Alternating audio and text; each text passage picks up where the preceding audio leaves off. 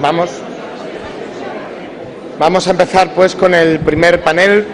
Reitero cuál es la intención. Por favor, guardamos un poco de silencio en la sala. ¿Cuál es la intención de la organización? Como digo, voy a dar primero la palabra a Luciana Berger, que es la ministra en la sombra del Partido Laborista para el cambio climático.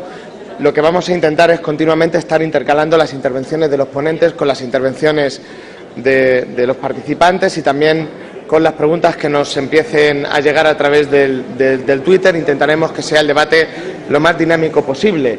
Y para ello, como digo, le doy primero la palabra a Luciana, que quiero que nos, en un primer momento, incida en lo que venimos hablando durante toda la mañana, en la estrategia de la Unión Europea, esta estrategia que nos hace, a través de determinadas políticas económicas, hundir a algunos países en la asfixia social. ¿Realmente es posible una política europea que compatibilice crecimiento, creación de empleo, modelo social? Tienes la palabra, Luciana. Bueno, gracias. Traigo saludos fraternales desde el Partido Laborista en Inglaterra y estoy muy contenta de estar aquí hoy con todos vosotros. Ahora voy a hablar en inglés. I'm delighted to be part of today's conference and to take part in what I'm sure are going to be very many lively and intellectually stimulating debates. Muchas gracias por este debate tan interesante over the course of the coming months. E intelectualmente This session on jobs estimulante. And growth is particularly timely given the state Esta sesión me of the parece muy European oportuna economy. considerando la While situación there de may la be a economía growing europea. sense that an end to the Eurozone crisis is in sight, the continent Puede que remains algunos gripped vean el in a final de la very crisis en real Europa. recession. Sin embargo, la mayor parte Only de this los week it was países en partes de Europa confirmed están that growth sumidos en una across the grave whole recesión. Eurozone fell by 0.6% El crecimiento en toda la eurozona ha in the caído last un quarter of last 0,6% year. en el último trimestre del So año right now the pasado. most important thing Por tanto, ahora lo más must be importante action to boost jobs and consiste growth. en crear empleo If not, y the estimular el crecimiento consequences will be económico, severe. si no las consecuencias serán muy graves. Hemos visto lo que ocurre cuando el gobierno recorta los gastos demasiado rápidamente antes de que se asegure y consolide el crecimiento económico. Las políticas de austeridad del gobierno británico han ido demasiado lejos y han destruido la demanda de nuestra economía, destruyendo además la confianza de los consumidores. Los resultados para nosotros son muy claros. Tenemos una tasa de desempleo muy alta, menos crecimiento y un nivel de vida trágicamente mucho más bajo que antaño. Para demasiadas personas es imposible ahora encontrar trabajo.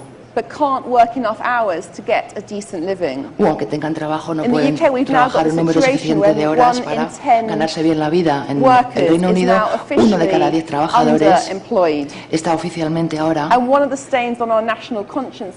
un trabajo precario. 250.000 de personas el último año han tenido que recurrir a la ayuda estatal. Siendo uno de los países más industrializados del mundo, me parece vergonzoso que algunos tengan que elegir entre comer o encender la calefacción. Es por ello que el Partido Laborista en Reino Unido, aparte de las medidas para crear empleo, estamos defendiendo un salario de vida, no un salario mínimo, sino un salario de vida, para asegurarnos de que nadie en nuestro país tenga que vivir en la pobreza. En nuestro país, el año pasado, la economía no creció en absoluto.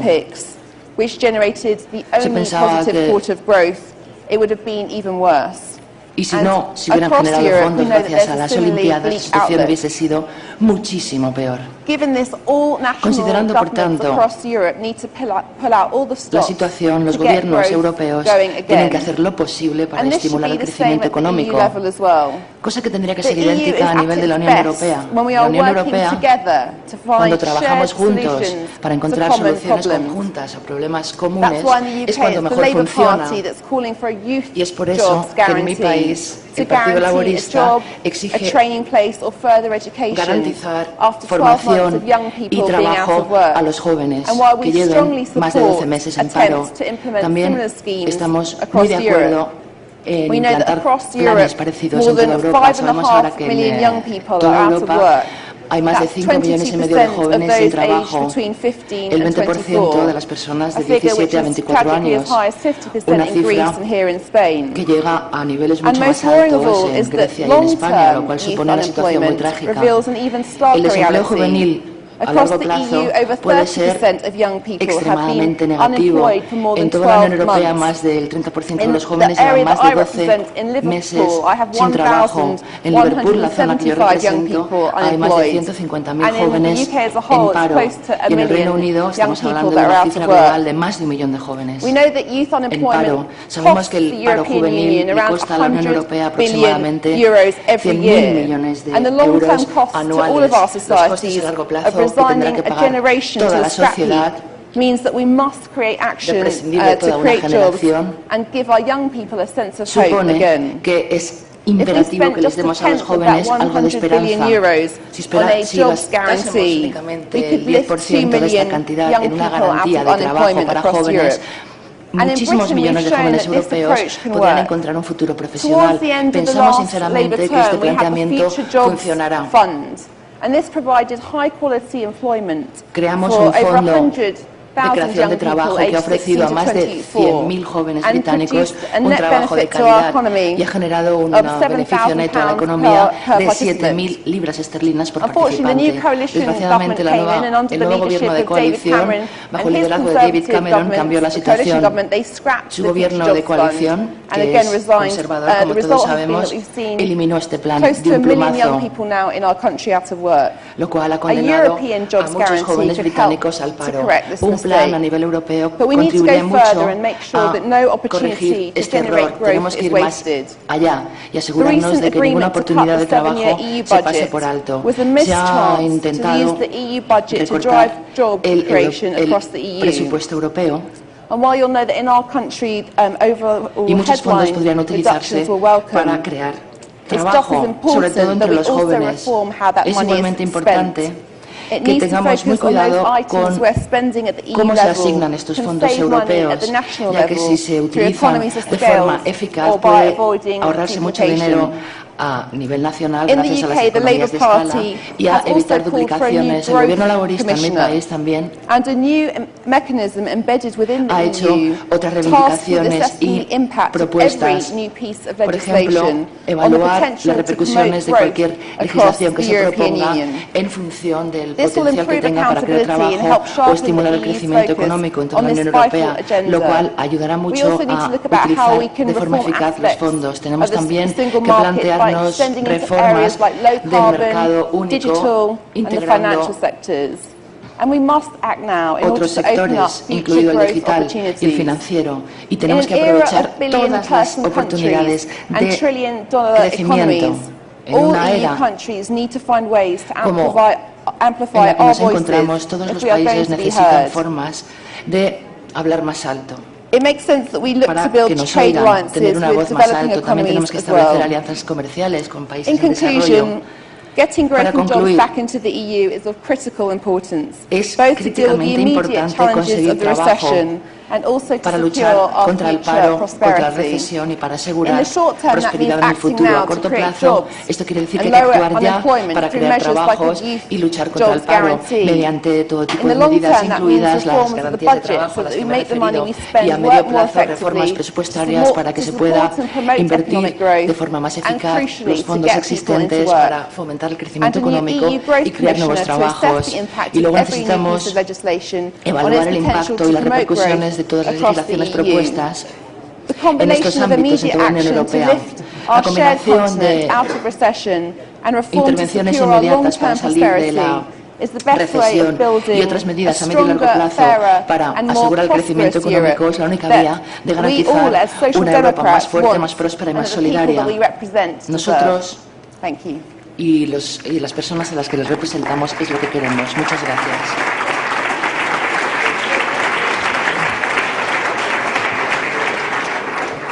Muchas gracias, Luciana. Vamos muy cortos, o tenemos los espacios de tiempo muy cortos, precisamente por el panel que viene siguiente, donde hay varios vuelos que nos limitan el debate, pero sí que hay, al hilo de tu intervención, dos palabras pedidas que vienen al hilo. Por favor, Alejandro y Marta Alcalde, sobre crecimiento y sobre empleo juvenil, 1 minuto cada uno para poder participar en el debate.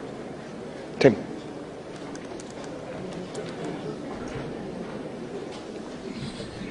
Bueno, esto es a tradición, pero en fin, 1 minuto. Medio minuto sobre el empleo juvenil. Acabamos de oír a la compañera británica el coste, como siempre he hecho en términos contables, que ha hecho la Fundación de Dublín, 100 y pico mil millones de euros. Pero yo creo que ese es un coste que está mal medido. Hay otros costes, no en términos monetarios, sino en términos sociales, que son aún más graves. Yo creo que Europa tiene dos gravísimos problemas. Un problema es el envejecimiento, y una generación sin trabajo no puede organizar su vida. No habrá familias, no habrá la regeneración de la población y el cambio que necesitamos. Buena parte de la crisis que tenemos en Europa hoy de natalidad y de cambio generacional se va a incrementar en los próximos 20 o 30 años hasta elementos dramáticos, está en riesgo. En Europa estamos hablando de que no es solamente su futuro el que está en juego, está en juego nuestro futuro, el de toda la sociedad. La segunda cuestión es que Europa, el otro gran problema que tiene es la falta de creatividad y de innovación. Si Europa dentro de 50 años, la edad promedio va a ser 50 años, ¿cómo va a haber creatividad e innovación en un continente envejecido? Sobre crecimiento, por tanto, me parece que son dos cuestiones a incrementar para pedir que es urgente salir de dejar pasar, dejar hacer con el tema de empleo juvenil, porque este es quizá probablemente uno de los temas más graves que más amenazan el futuro de nuestro continente. Sobre el crecimiento, Sergio, no sé si me da tiempo, porque me has puesto ahí en una fila también, pero quiero hablar de que no habrá crecimiento si no crece la economía real. Ya hemos salido los socialistas del abrazo del oso del neoliberalismo, pero aún seguimos con el abrazo del oso de la economía real y de la economía financiera y de los términos financieros de la economía. En Bruselas estamos en este momento hablando de la reindustrialización de Europa. El único país, los únicos países que están saliendo es Alemania, 4 millones de trabajos en el sector del automóvil.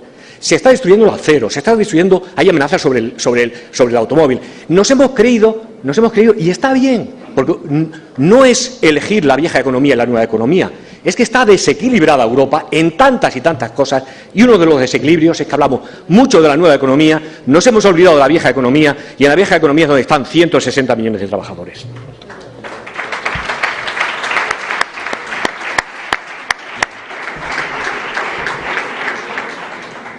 Bueno, no sé, parece. Marta, 1 minuto, por favor. Bueno, muchas gracias. Muy brevemente, nosotros desde Juventudes Socialistas consideramos que el objetivo principal que tiene que tener y perseguir el proyecto socialdemócrata es la reducción de las desigualdades.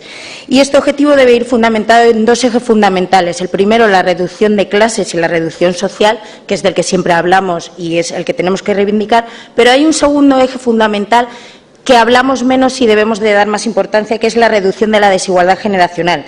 Esta última se presta menos atención y tenemos que tener en cuenta que Europa es un continente envejecido con una tasa, con la tasa menor de gente joven, y por ello debemos plantearnos el revertimiento de la pirámide demográfica. Debemos plantearnos quizá el sistema de pensiones, quizá el sistema de jubilación, porque mientras hoy en día hay gente que alarga o retrasa la jubilación, mejor dicho, para poder cotizar más, nuestra generación ya asumimos que no tenemos derecho a las pensiones.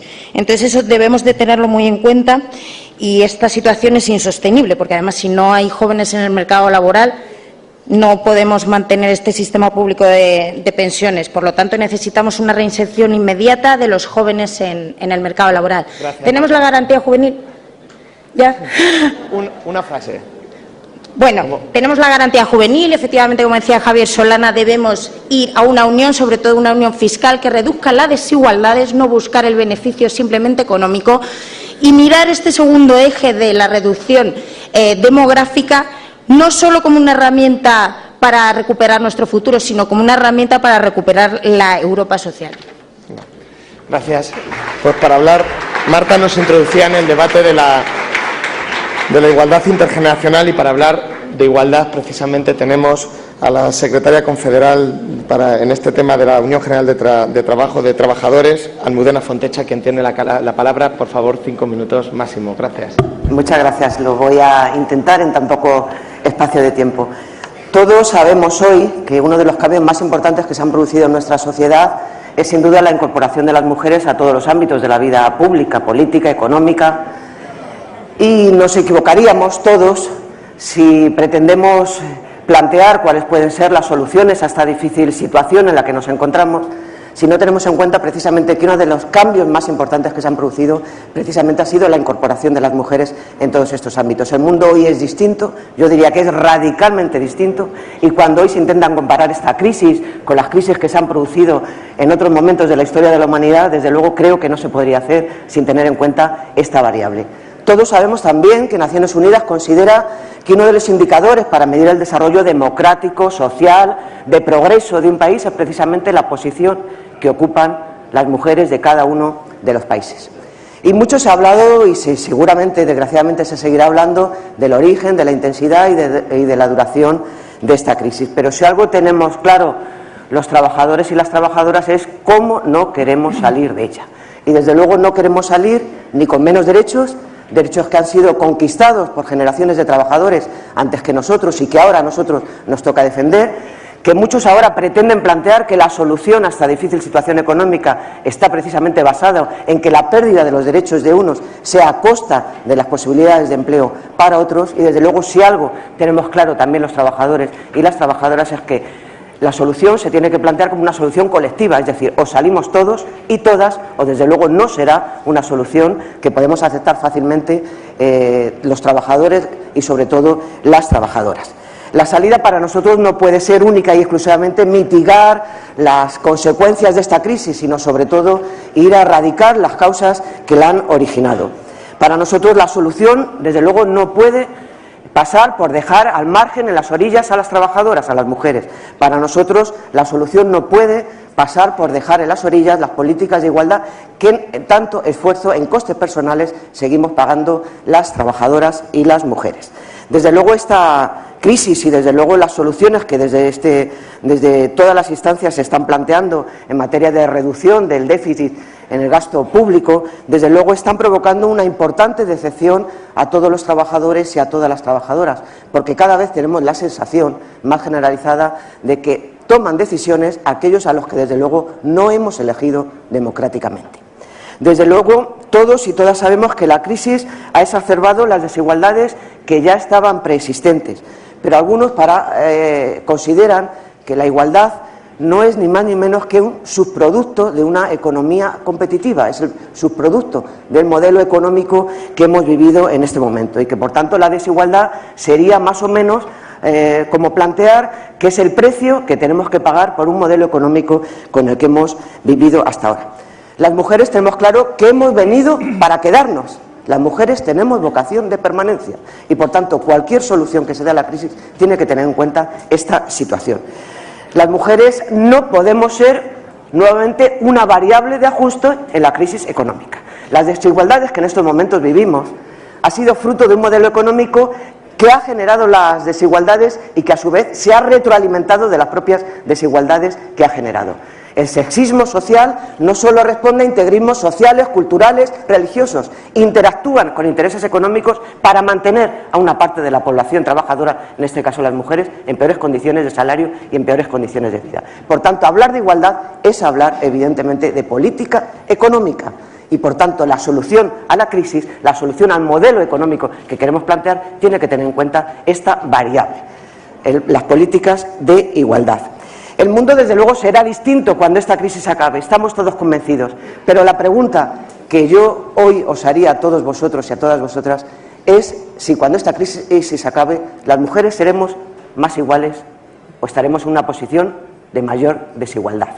Desde luego, si la respuesta, como Partido Socialista, como organización sindical, queremos plantearnos qué sociedad queremos, pues evidentemente eso nos obliga a plantearnos por dónde tienen que pasar, por dónde tenemos que transitar a la hora de poder plantear soluciones.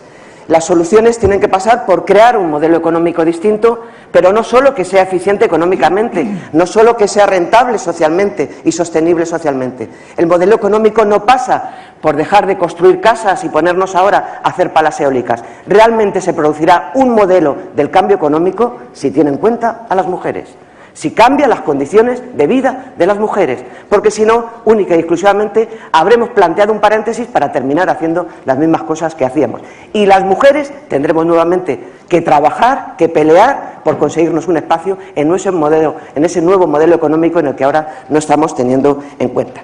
Y yo, por último, me gustaría plantearos a todos vosotros, pero muy especialmente a todas vosotras, mujeres comprometidas con la izquierda, pero también con el feminismo, que necesitamos, que debemos, no solo que podemos, sino que debemos plantearnos desde las organizaciones de izquierda un plan de acción desde el feminismo.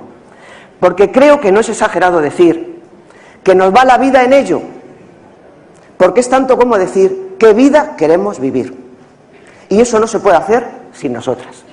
No se puede hacer sin nosotras porque no puede haber un desarrollo social, un desarrollo de mayor bienestar social sin nosotras. No puede haber, y no se puede, las organizaciones no pueden tener credibilidad sin nosotras. No puede haber credibilidad en las instituciones democráticas y políticas sin nosotras. Por tanto, yo os animo a iniciar hoy un movimiento. No puede haber un cambio de modelo productivo, no puede haber un cambio de modelo económico sin nosotras. Sin nosotras no será posible. Será otra cosa, pero no será un cambio de modelo económico. Muchas gracias. Gracias.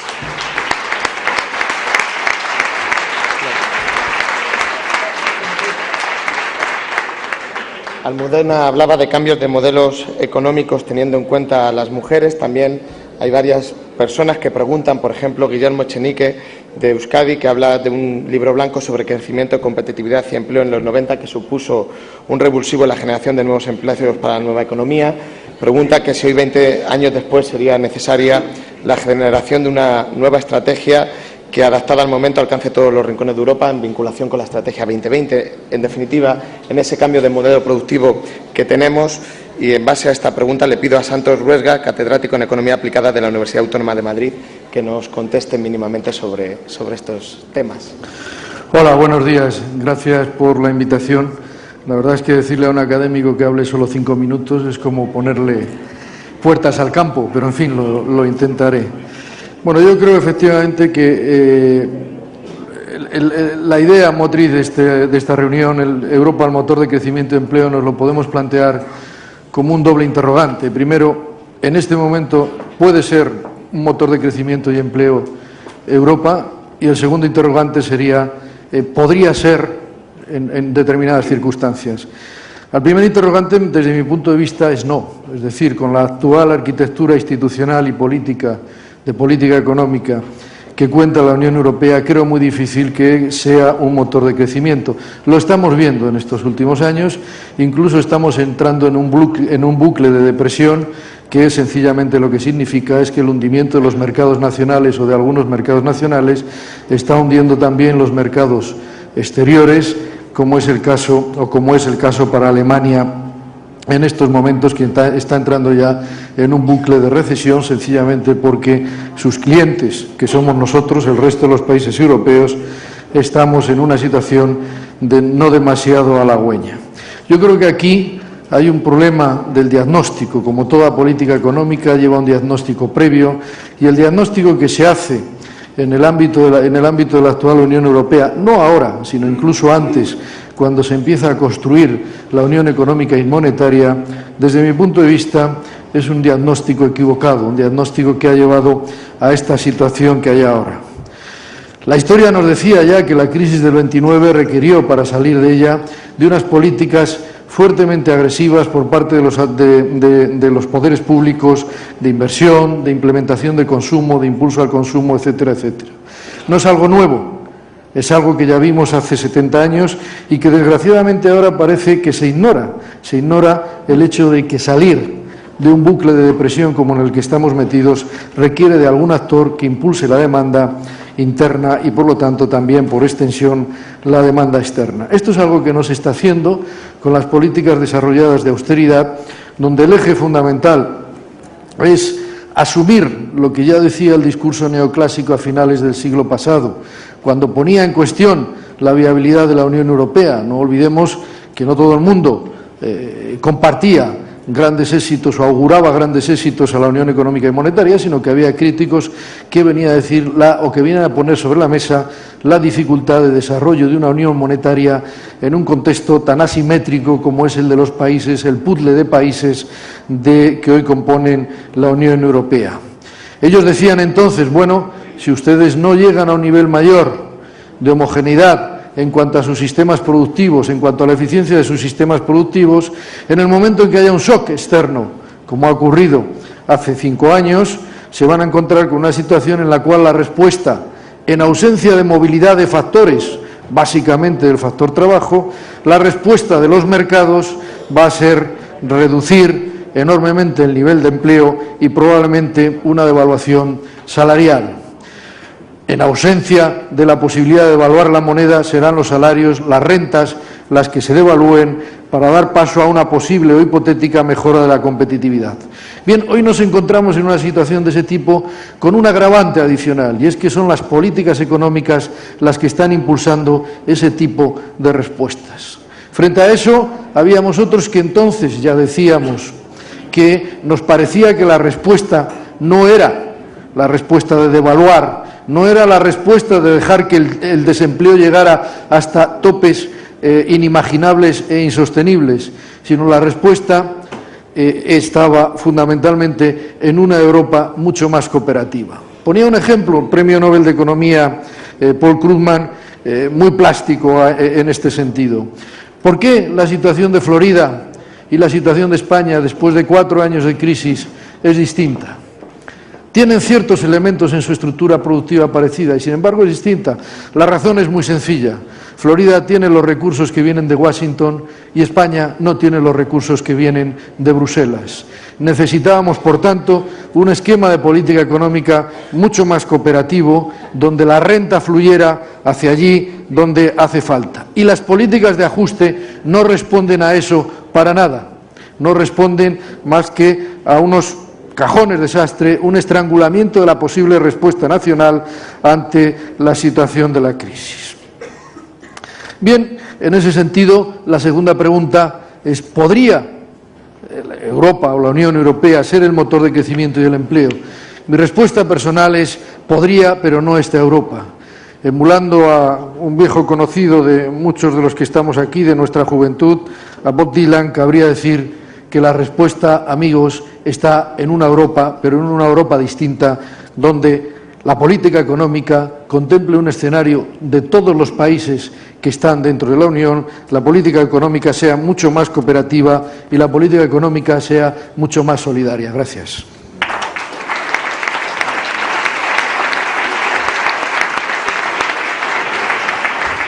Muchísimas gracias, Santos. Pedro Salas, de Aragón, nos pregunta, y viene al hilo te doy pie también al consejero Antonio Ávila, de Economía, Innovación, Ciencia y Empleo de la Junta de Andalucía. En su área se puede resolver la crisis prácticamente sin salir a otras consejerías. Reivindica la política de cohesión social y territorial como uno de los signos de identidad europea. Pregunta también al mismo tiempo sobre el presupuesto brutal de recorte que supone para algunas comunidades autónomas como Andalucía la última negociación del presupuesto comunitario europeo. La pregunta es, ¿qué papel tiene que jugar la política de cohesión de la Unión Europea para la salida de esta crisis? ¿Cómo ha afectado también en algunas regiones como las nuestras, o en concreto en Andalucía, y por lo tanto cuál es el valor añadido que desde la Junta de Andalucía, desde una comunidad autónoma referente, se puede dar para cambiar este modelo económico y apostar por el crecimiento y el empleo? Tiene la palabra, Antonio. Muy bien, pues buenos días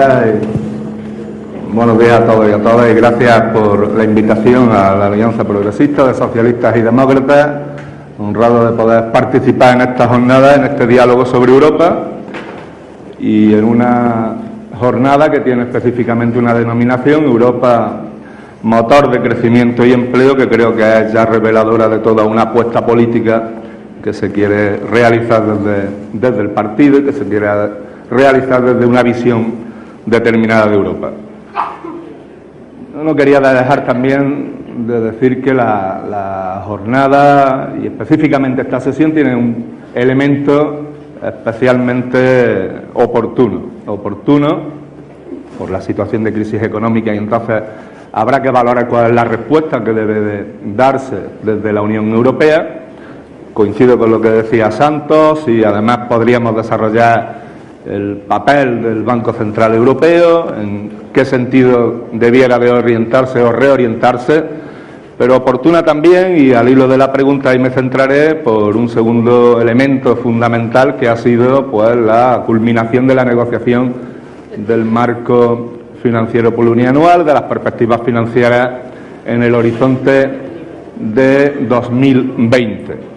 Y bueno, pues voy a intentar hacer alguna reflexión y algún dato también pues desde una comunidad autónoma pues suficientemente dimensionada como para poder haber percibido también el efecto de la política regional europea, una comunidad autónoma que en términos demográficos, de Producto Interior Bruto o de extensión pues tiene, como digo, suficiente dimensión, una comunidad autónoma que además es la única que es atlántica y mediterránea en la Unión Europea, ¿no?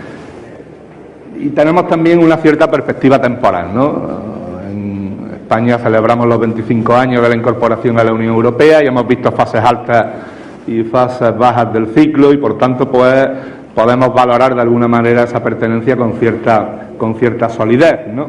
Y yo al menos citaría o tendría en cuenta 5 cuestiones relevantes de cara a lo que ha sido nuestra pertenencia en positivo y, por supuesto, sintiendo en lo que voy a decir, pues toda la herencia de las palabras de Javier Solana en la introducción, en la presentación de la jornada, ¿no?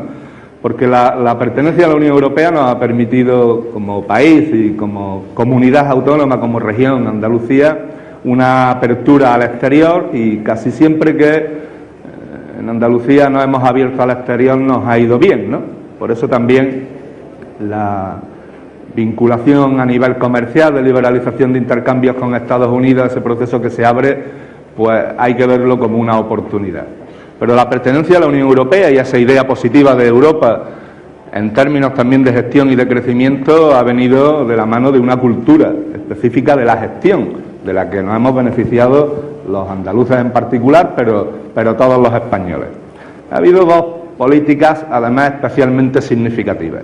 Una ha sido la política agrícola comunitaria, que además de resolver temas de seguridad alimentaria en términos geoestratégicos, como decía Javier, ha permitido también, sin ninguna duda, fijar población en el territorio y establecer, en el caso de Andalucía, posibilidades de complementariedad de rentas objetivas, que nos ha dado una estructura además urbana pues ciertamente significativa de cara a poder afrontar procesos de crecimiento en el territorio.